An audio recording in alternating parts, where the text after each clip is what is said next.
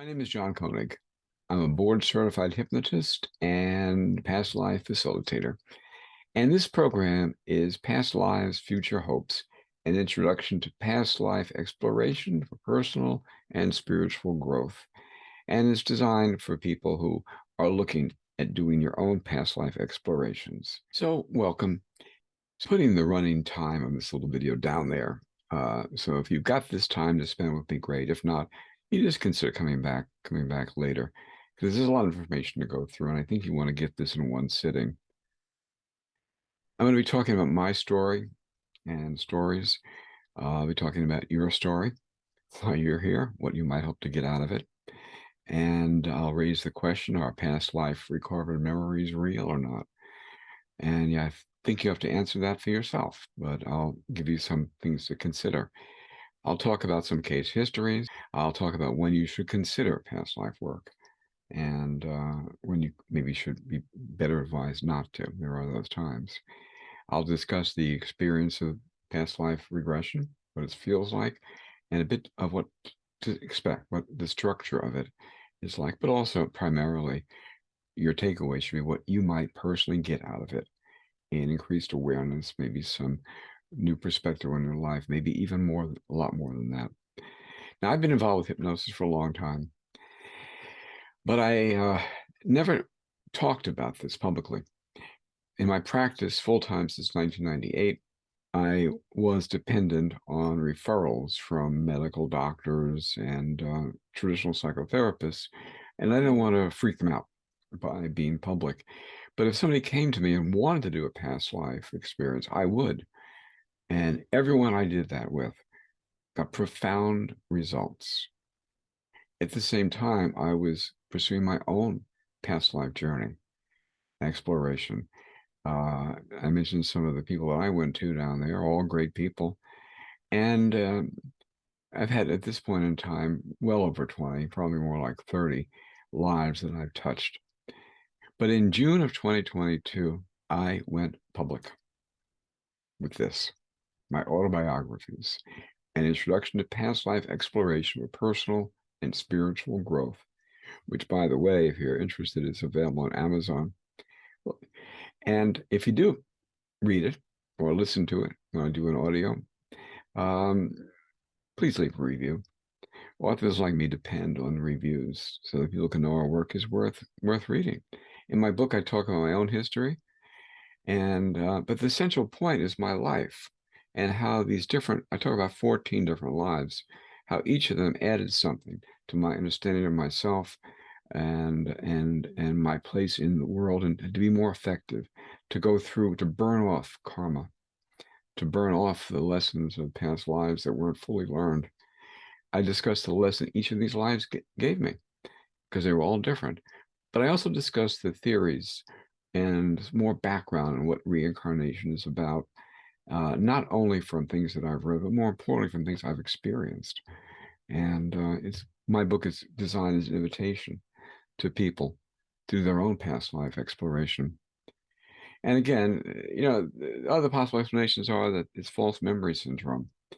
Um, and it's important to know that in hypnosis revealed memories aren't admissible usually in a court of law because the hypnotist can suggest things that the client believes are real. I could take you in hypnosis, suggest going back to you're 9 years old, and you remember that day when the aliens came and they abducted you to the mothership, and how you forgot about it because they put an implant in your brain. And when you came back out of hypnosis, you might believe it really happened, even though it was just something I had suggested. So for that reason, it's possible. And hypnotists like me who do past life work are usually very careful not to inadvertently suggest something. It has to be at your experience, what your soul wants you to know. Some people believe that these records are accessed from the Akashic Record Library, which is meant to be, or said to be, which, by the way, only was invented or rediscovered in the very, very early 20th century by a lady called Madame Blavatsky. So, but some people believe absolutely in the Akashic records that our lives is stored after death, and you might be accessing those records. So you might have an experience not of your past life, but of a past life that's related to what you're going through right now. Some people believe it's genetic memory. They believe it's spiritual genetic memory. I don't think that really works very well if you think about why you in North America might be having a past life in India or the Philippines or Alaska, you know. Um, well, Alaska's in North America, right? But barely, so it's stuck up there. And others, myself included, believe that these are genuine recollections of past lives. It's important to know you're not alone. About a third of Americans today, according to Pew Research, people believe in past lives, believe in reincarnation.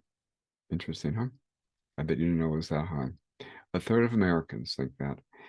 Younger more likely than older, and women more likely than men. And like every other thing in humanity, it forms a normal curve. There are some people who strongly believe, some people are very open to the idea. But if you think about 33% of people, uh, in fact, that just pretty much goes, if you look at this normal curve here and see the place where it says 68.26 and go down that, that's about a third of people are very open to it, strongly believe, and you are probably one of those, I'm guessing. I know I am. So the question of is reincarnation real? You've got to answer that for yourself. I have an opinion based on experience that it is real. But the other question you should ask yourself is, does it matter? If you have a profound experience of a past life that gives you insight and relief in your current life, or you can bring back a skill you had in your mind in a past life experience. I know somebody who believes he learned to play the piano pretty much by going back and rediscovering and re-experiencing a life he had as a harpsichordist in the 18th century. So does it matter if he really was a harpsichordist in the 18th century? Now that he can play the piano? I would suggest it really doesn't. But again, I'm on the side of, yeah, these things are real. And part of the reason I'm on that is the incredible, amazing work of a fellow called Ian Stevenson, and the work now carried on at the University of Virginia's Division of Perceptual Studies. Stevenson and his crew investigated past life stories in a unique way. They looked at past life recollections reported by kids, 5 years old or so. And the kids had told their parents, I lived before, and Stevenson tracked them down and documented that there was, for example, a boy who lived on this street, who died at age 10, who was drowned. And if you're 5 years old, you haven't read that in a newspaper article. So Stevenson's point is that this is pretty much, he says, suggestive of reincarnation. He's a scientist. He's not going to say reincarnation is the way, but I defy you to read his book and not come away with a clear perception that these are real, that these children did live before, and it's proven. At any rate, I go back to that thing I said. Oh, by the way, he published a subsequent book called Where Reincarnation and Biology Intersect. And this is even more evidence, where he tracked people who had reincarnation experiences. And like, for example, somebody is born without fingers and as a little boy or girl tells parents that, oh yeah, he cut them when he was a butcher. You can give you the name of the butcher store in the street, parents' names, wife's name. And Stevenson and his crew went back and found out, yeah, that was a butcher shop on that street, and the butcher there cut his fingers off. You can't make this stuff up, or you could, and it actually sounds fanciful. But, those two books, particularly 20 Case Suggestive Reincarnation, the book on the biology, where biology and reincarnation intersect, is condensed. It's a condensed version published in '98. from a massive book that included footnotes and interviews. This is real stuff. Yeah, maybe you've never heard of it, but now you have. Now you have. And when someone says, I don't know if it's real or not, you ask them, have you read the work of Ian Stevenson? So anyway, some people believe Akashic Records, some people believe it's the genetic thing. I think I dispute both of those. False memory syndrome, correlated by suggestion. Because as you're a grown-up, you've read things, you've seen things. If you've watched a lot of movies about gladiators in ancient Rome, and then suddenly you have a reincarnation experience and you're a gladiator in ancient Rome, well, which came first? Did your interest in gladiators come from your experience as being a gladiator? Or is the memory created artificially by your subconscious mind? And it's harder for grown-ups to know. This is why I go back to the issue. It really doesn't matter. And I believe they are real. I don't mean to be confusing you. Well, maybe I do a little bit. I'm raising some issues here. Uh, Now, you yourself, maybe you're curious. Maybe you read a book. You may even have read the Stevenson book or seen a TV show. Netflix had one recently. You may have had a feeling of deja vu. I've been here before. It's profound for you, and you want to investigate that. Uh, Maybe you really believe you lived before, or you know somebody that you think you knew before. You know, you meet somebody and suddenly it's like, I know this person. Where do I? It's like we've known each other all our lives. Well, maybe you did back in 17th century Peru. Maybe you were married to them, or they were your father, or your mother, or your child. Maybe you've had a friend that went to someone like me, maybe even me, had a good experience, and you want to do what you want to have what they had. And that's a very common way that people get involved in this. They know somebody that went to a past life regression therapist or a facilitator and got some breakthrough, and so they want to. Now, you may also be here listening to this and considering past life work because you're stuck in traditional psychotherapy. You've done everything you could. Maybe you've been done 12-step programs, psychotherapy, group, individual, transactional analysis, scream therapy, whatever, and your issue is still remaining. Maybe it was something not on the regular playbook of a therapist, and you want relief. You're willing to try anything. And if that's you, you're my favorite sort of person to work with because you've got a lot at stake here. You may have a relationship issue you want to explore. You and your spouse aren't getting along. Was it because of something that you did to them back in Macedonia in the 4th century?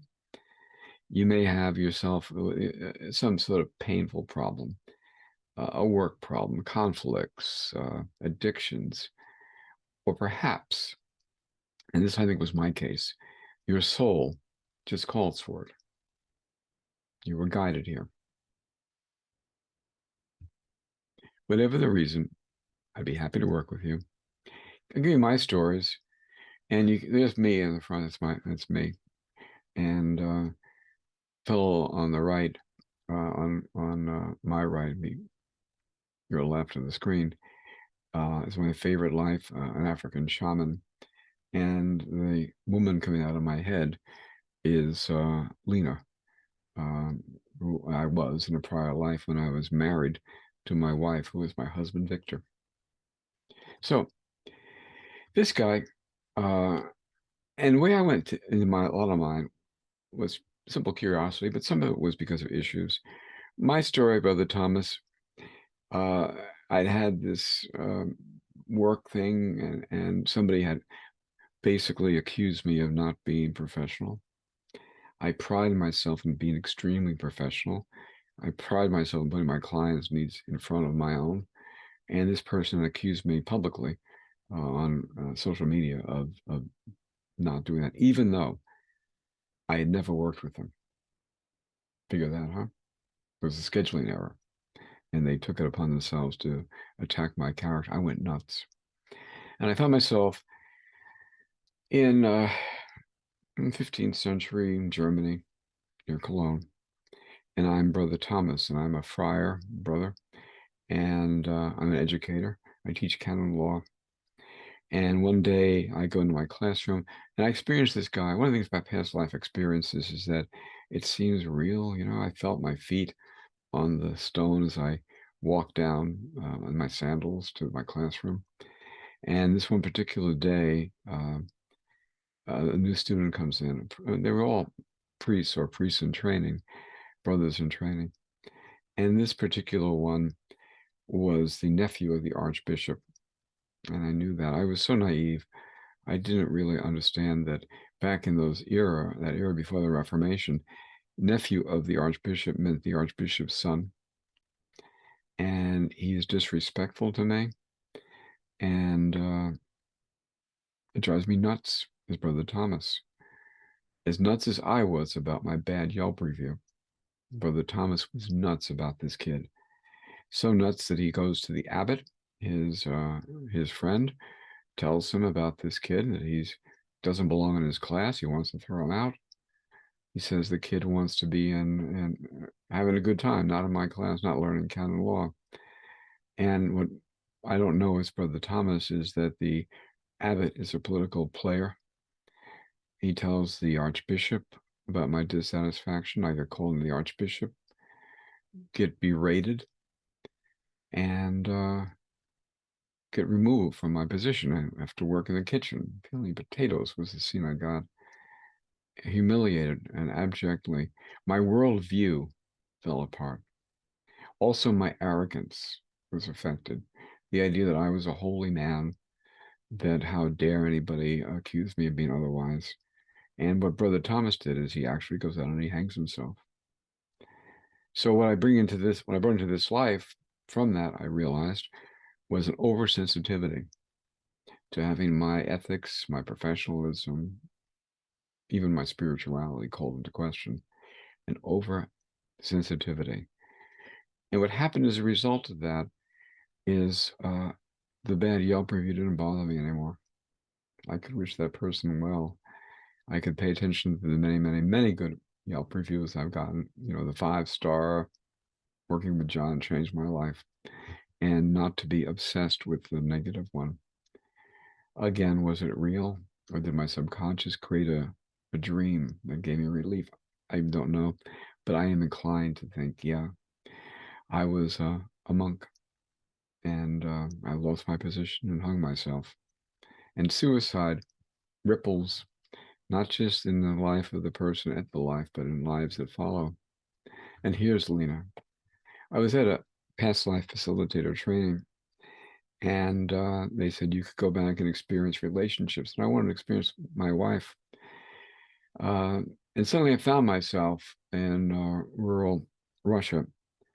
And there's this guy with this beard, this big, big, burly blacksmith, and he's banging on the metal. And I can smell the smoke and the metal scent, which is very distinctive. And Victor's the blacksmith's name, and he's my husband. And in this life, my wife, Maria. If you met Maria, she's the most feminine creature you'd ever want to know. But in Russia, when she was Victor, she was very manly. And I feel like the luckiest girl in the village. I've got a husband that doesn't beat me, that has a good trade. I feel like I've won the lottery. And every life ends with tragedy, unavoidable. That includes mine. I'm going to say include yours. You don't get out of this without something horrible happening. That's just how it is here on planet Earth, what I call spiritual kindergarten. It's unavoidable. So the facilitator said, go to a time with the next major issue. And the next major issue was that I've heard in the village from the other women that the Cossacks are going to come and they're going to draft the men. And in my village, if they draft the men, you don't see them again. If there's some, they take them away. They're gone 20 years. If you're lucky, you're alive as an old lady when they come back. But you become essentially a widow whose husband is still alive. And I tell Victor, we got to get out of here.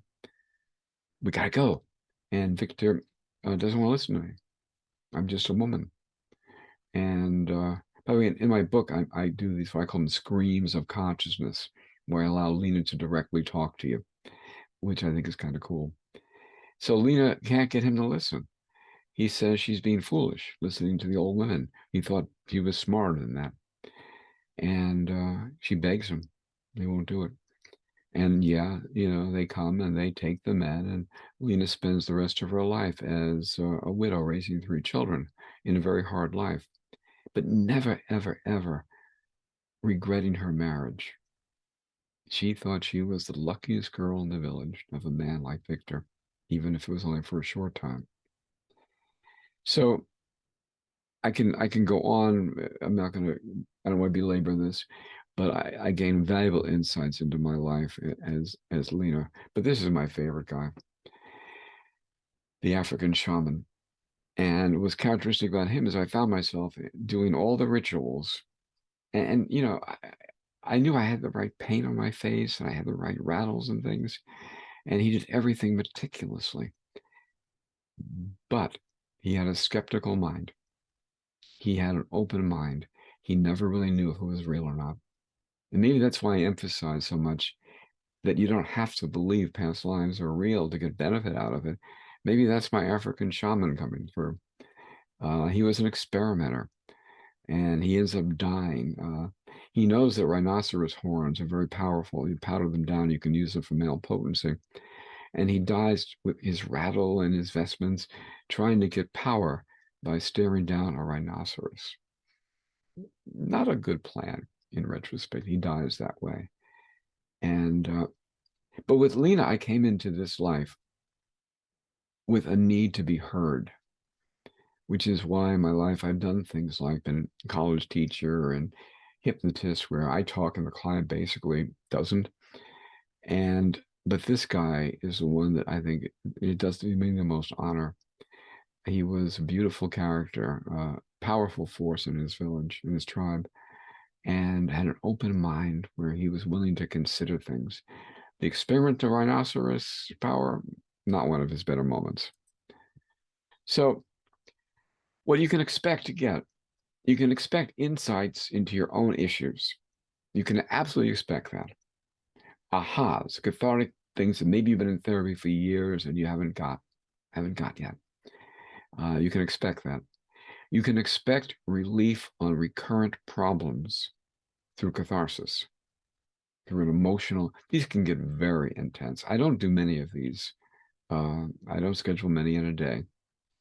Usually one, maybe two. Prefer one. There's tears sometimes. There's fears. It can be draining to you and to me, but the benefit of it is incredible. If you have a genuine catharsis, an aha, not simply an intellectual understanding, but an emotional rearrangement. It can be a guide for future behavior. How do you live life? I don't want to be Brother Thomas again. Definitely. I don't want to be that thin-skinned. Um, you can bring talents and skills from your prior life. I did once one where I was in a facilitation training, and the request was to bring back a talent you want, and I wanted the talent of leadership. And I had the experience of being a woman. Um, and she has three sons, and they are the ones that are the public face. They're great builders in Alexandria. They build public buildings and palaces and things. And the mother that I was, I led by being a consultative, supportive person, not the male model of leadership, which is like follow me over the top, but more of a feminine, supportive, nurturing type of leadership, which I try to bring into my work.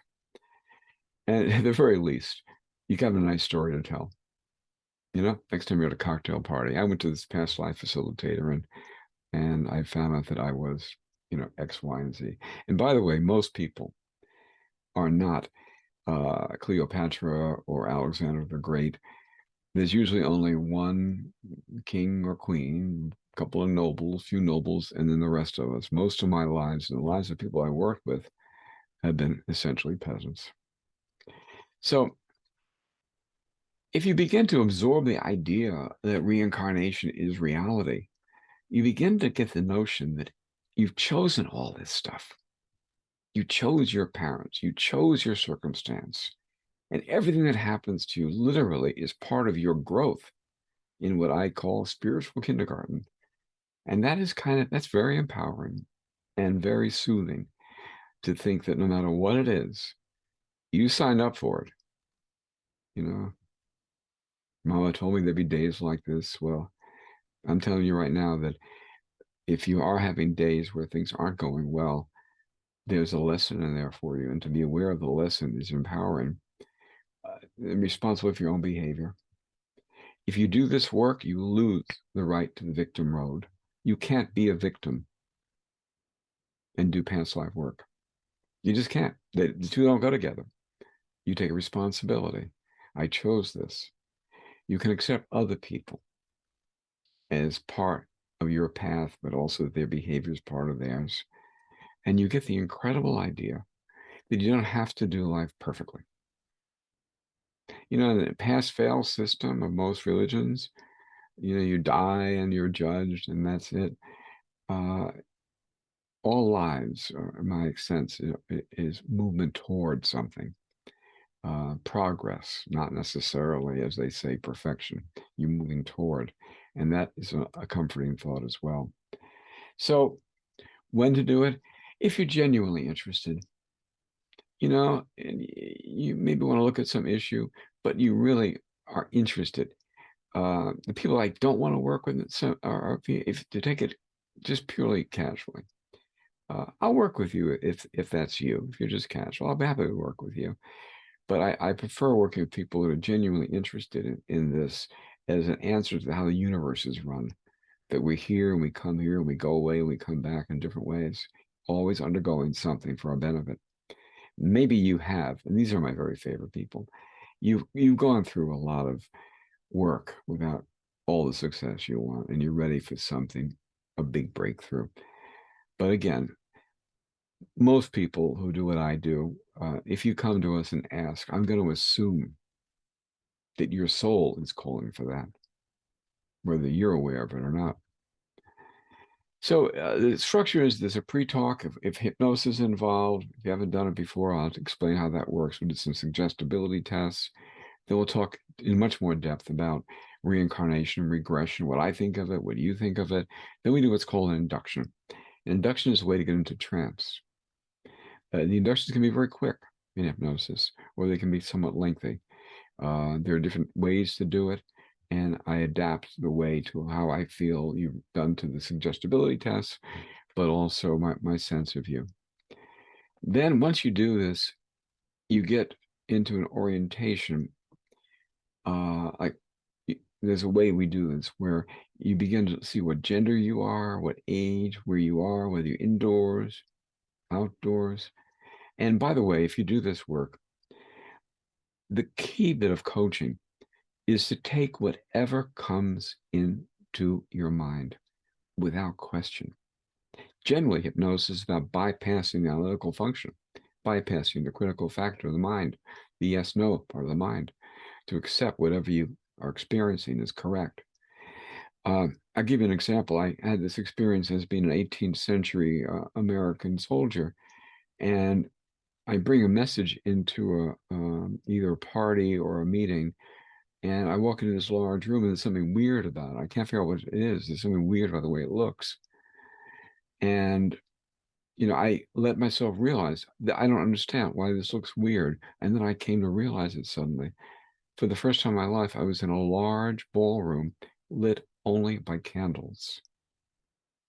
And, so you can, I had this experience once. I paid somebody for past life work, and I experienced an hour being a bug, a beetle, not John George Paul Ringo, but a little bug.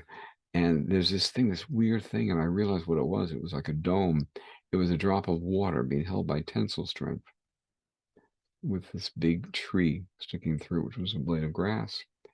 So you just, whatever there is, you allow yourself to experience whatever emotions you have.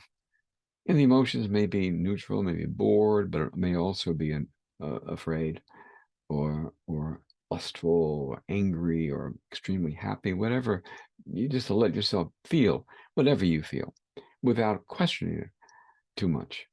Uh, being aware of what you're seeing and hearing and just not judging. If we do this work together, just don't judge. Yeah. And there's a way I'm going to structure and help you do that naturally. Um, and you're going to then we move you toward a major event. We want to see what that life is about. The goal is to get to that last little bottom bullet down there, what your lesson was. You go through your death with me, and you go up to this thing we go to, and what lesson it was that life, every life, including the ones you and I are having right now, has at least one major central challenge, one major lesson, one thing we have to get right, or we're challenged to get right in this life. So you can expect the answer to the most important question anyone can phrase. Why are we here? What is your purpose? Remember the old, maybe you don't remember the old, because how old you are. There's a movie, What's It All About? The same, What's It All About, Alfie? What's it all about? Why are you here? Why am I here? Why are any of us here? But most specifically, you. And that's what the session is about. You.